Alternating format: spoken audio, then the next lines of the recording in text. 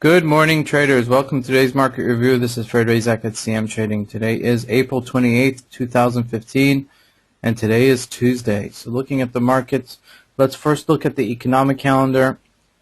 Some news coming out this morning from GBP at 10 a.m. 10:30 a.m. South African time. That's preliminary GDP numbers, it's quarterly number, somewhat important.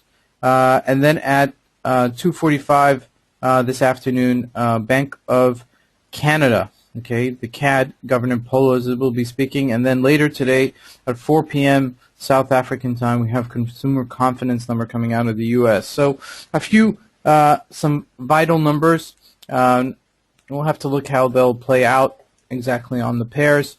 Looking at the euro right now, we've bounced off this 107 lows that we were trading in this area down here, and now we're at 108.69. We hit a 109. All in all, okay, until this really breaks out on the upside, I think we're going to be continuously just sideways trading here, as you can see over here, that we are basically just sideways trading. Okay, I mean, there are some moves. Obviously, we broke this 107 level, and now we're above 108. But you know, all in all, it's not trending, 3,000 pips. So I played very carefully on the upside or the downside, and just take quick profits in the euro, looking for anywhere between 30 to 60 pips into getting out. So that would be my gut feeling of how to take advantage of the markets there. Looking at the GBP USD, GBP USD is coming back nicely. As you can see here, we're rallied all the way back from 145 to 152, and now we've gone this third rally here.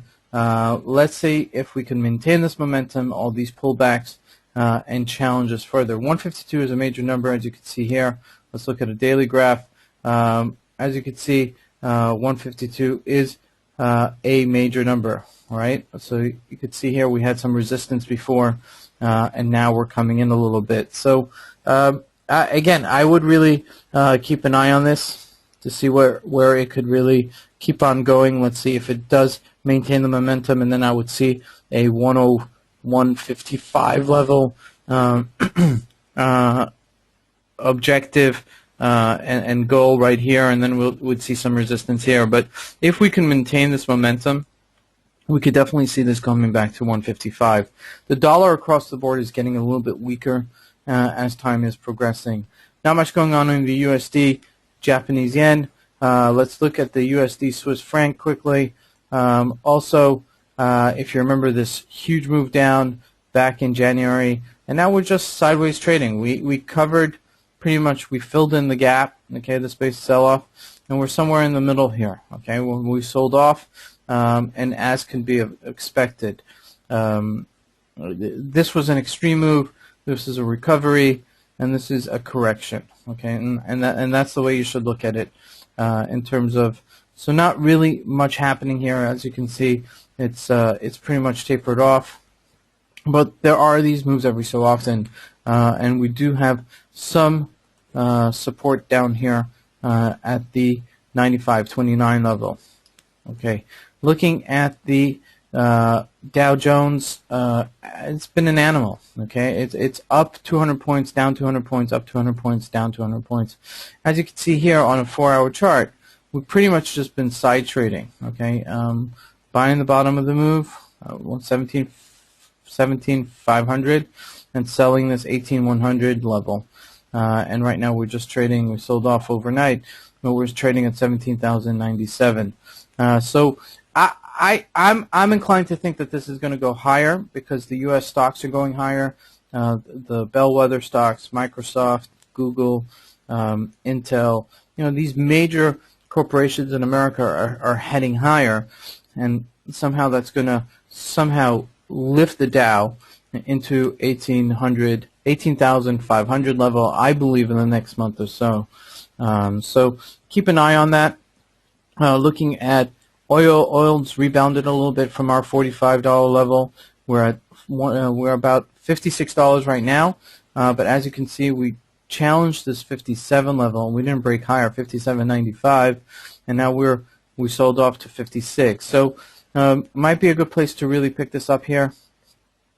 Maybe a stop loss at 55.80, and to anticipate maybe it'll continue sideways trading in this area. If it does break down, then we'll see 53 to $50 level challenging it again. So there's some real moves in the oil, and as anticipated.